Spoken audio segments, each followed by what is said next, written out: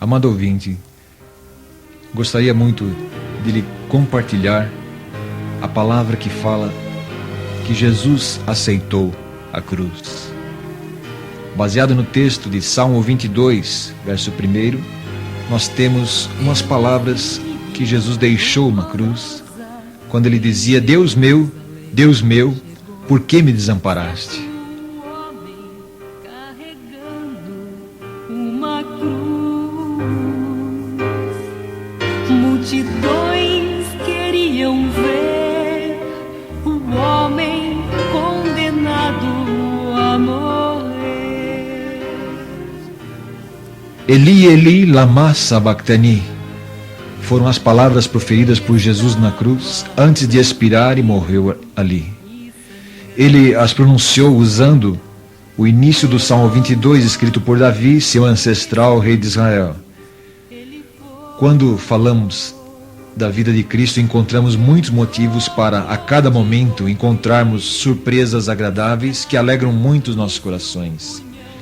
Desde a sua anunciação e seu nascimento, observamos como estavam fascinados os 3 magos pela estrela do Oriente, como os pastores do campo ficaram estupefatos com a coreografia e as palavras poderosas dos exércitos dos céus, dizendo: glória a Deus nas alturas, paz na terra e boa vontade para com os homens. Lucas 2,14. E quando falamos de seu ministério espiritual em Israel, estamos ficando juntamente com os seus discípulos boquiabertos ao contemplar os seus feitos. Ele fez cegos ver, os paralíticos andaram, purificou leprosos, deu vida a pessoas mortas, ressuscitando-as, expulsou espíritos malignos das trevas da parte do diabo, deu paz aos atormentados, deu alegria para aqueles que viviam em tristeza, deu amor para os que viviam na solidão deste mundo, deu pão no deserto aos famintos, andou sobre as águas do mar da Galileia. Ele deslumbrou multidões com um evangelho de palavras simples, diretas, francas, com muito amor, com muito poder de Deus, com muita justiça e sabedoria, e em autoridade tudo o que dizia. Quanto à sua vida, profetizou também acerca de sua própria morte e ressurreição. Ninguém, com qualquer ajuda de exércitos e homens, se fez tão formidável quanto o Filho de Deus, que veio assumir a forma de homem aqui neste mundo. Maravilhoso foi o nome que lhe deram no livro de Isaías, e assim ele é, maravilhoso. De repente, porém, alguma coisa acontece que deixou o mundo perplexo por sua causa. Ele, que desceu da glória dos céus até este mundo, que poderia ter feito homens e reinos submeterem à sua autoridade, ele não intentou fazer tal coisa. Ele é rei, e ele reina nos céus, mas recusou-se a sequer concorrer a qualquer reinado deste mundo. Ele dizia que o seu reino não era deste mundo. Parecia, a cada momento que sua vida, Jesus Cristo de Nazaré, estava almejando algo mais importante. E nós ficamos com o coração até em frangalhos quando chegamos à conclusão que o alvo da vida de Cristo, o alvo, o seu anelo, seu maior desejo era chegar até a cruz. Ele parecia vê-la a cada instante de sua vida e não aceitava qualquer pensamento ou argumentação dos próprios discípulos que tentasse afastá-lo da via crucis, do caminho do Calvário. Por várias vezes em seu ministério, algumas pessoas iradas e irritadas contra ele quiseram apedrejá-lo ou matá-lo e não o conseguiram.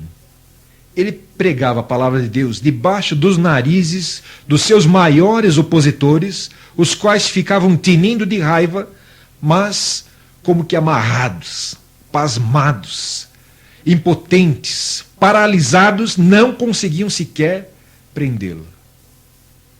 Ele mesmo dizia, em João capítulo 10, versos 17 e 18, são as palavras de Jesus: por isso o Pai me ama, porque dou a minha vida para tornar a tomá-la.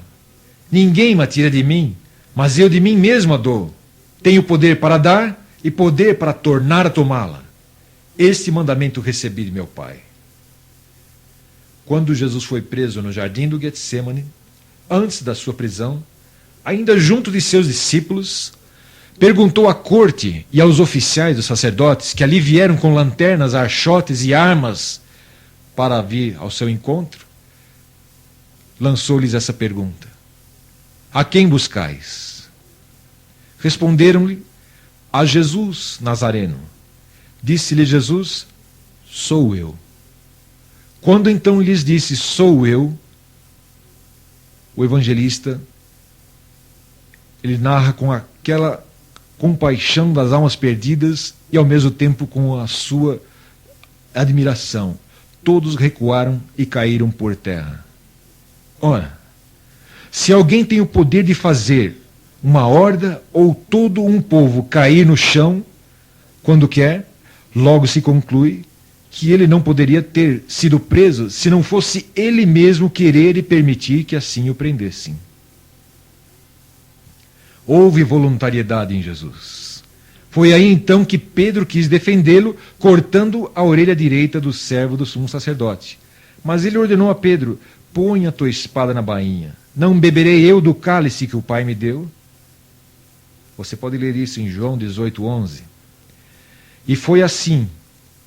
E ele foi conduzido à presença da Suprema Corte dos Judeus e depois a reis, para que fosse visto no momento em que os pecados desse mundo estavam pesando sobre os seus ombros. Era esse o seu maior alvo em toda a sua vida.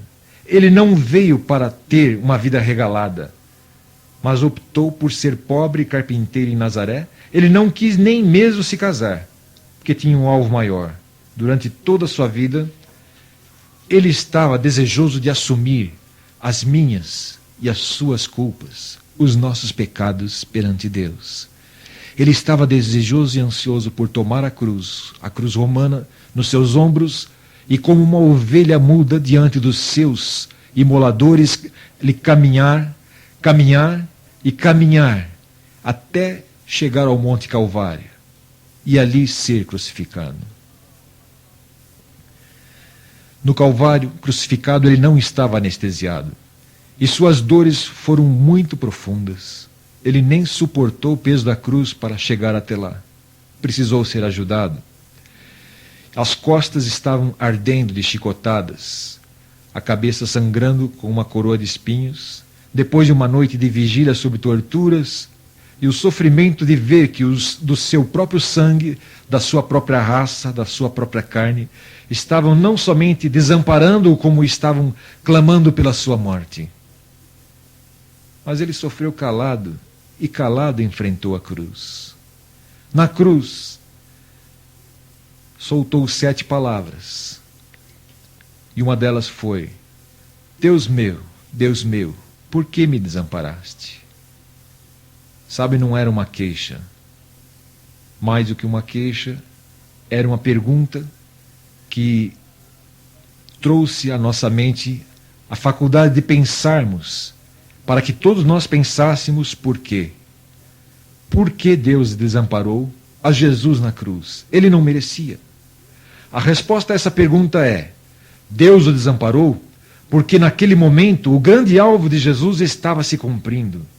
O grande Cordeiro de Deus estava sendo colocado no meu e no seu lugar, meu querido ouvinte. Aquele sofrimento, aquela dor, aquela marcha lenta para a morte, aquela humilhação, aquele desprezo dos demais, eram todos destinados a cada um de nós. Esta era a nossa sentença, que Ele tomou sobre si, e Ele quis tomar sobre si as nossas enfermidades, os nossos pecados e as nossas dores. Este era o seu alvo de então, e Ele foi até o fim e foi vitorioso. Resta-nos apenas saber que nós necessitamos recebê-lo como Salvador e Senhor, ou então rejeitá-lo. Mas todos quantos o receberam foram feitos filhos de Deus, a saber, os que creem no seu nome. Você quer aceitar e receber Jesus? Ele aceitou a nossa cruz. Se você aceita Jesus, diga agora: Senhor Jesus, eu te agradeço pela cruz, pela tua determinação e perseverança em querer me salvar da condenação e do poder dos meus pecados. Perdoa-me e salva-me do mal que o teu santo eterno nome pode perdoar. Somente tu.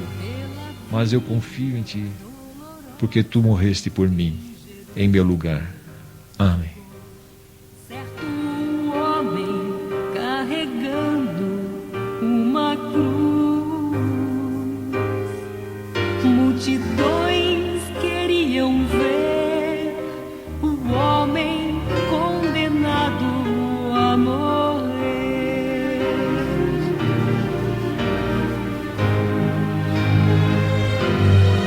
Ele estava tão ferido e sangrava sem parar, coroado com espinhos, ele foi, e em dor pôde ouvir o escárnio dos que o punham pra morrer. Pela via dolorosa que é a estrada do horror, qual ovelha veio Cristo, Rei Senhor, e Ele foi quem escolheu dar a vida por ti e por mim. Pela via dolorosa, meu Jesus sofreu assim.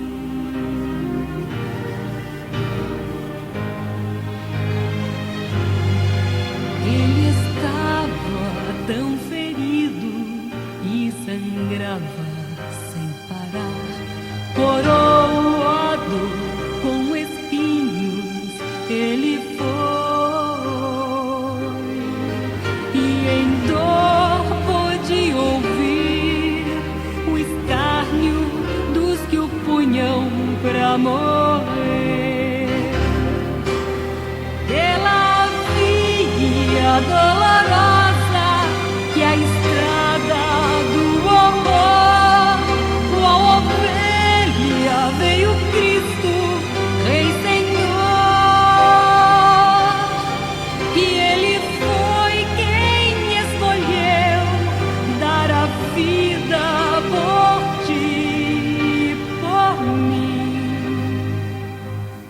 Pela via dolorosa, meu Jesus sofreu assim. Jesus se entregou, mostrou o seu amor, morreu numa cruz em Jerusalém.